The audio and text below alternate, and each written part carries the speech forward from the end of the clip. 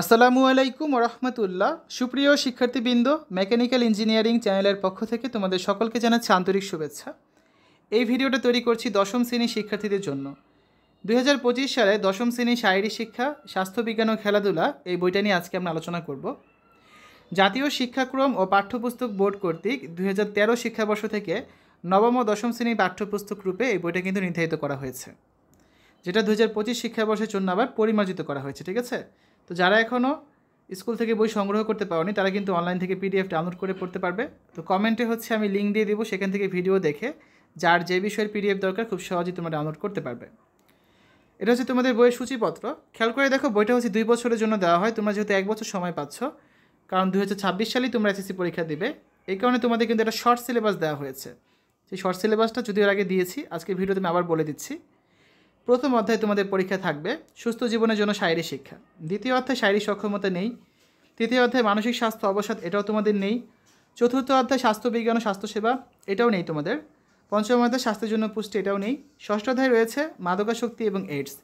সপ্তম অধ্যায় বয়সন্ধিকাল ও প্রজনন স্বাস্থ্য, এটা তোমাদের নেই।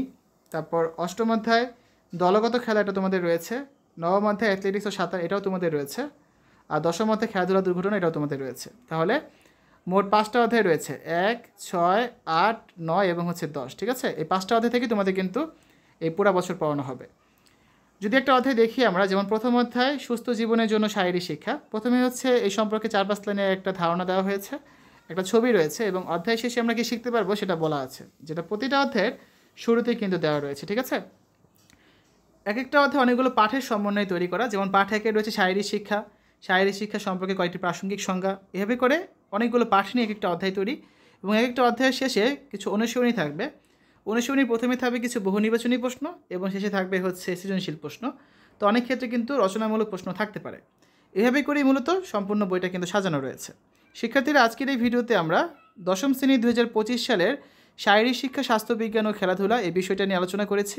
যারা এখনও পিডিএফ ডাউনলোড করতে পারোনি, কমেন্টে দেওয়া লিঙ্ক থেকে পিডিএফ খুব সহজে ডাউনলোড করে নিতে পারবে। আশা করি আজকের ভিডিওটি ভালো লেগেছে। আমাদের চ্যানেলের অন্যান্য ভিডিওগুলো দেখার আমন্ত্রণ জানিয়ে আজ এখানেই বিদায় নিচ্ছি। আল্লাহ হাফেজ।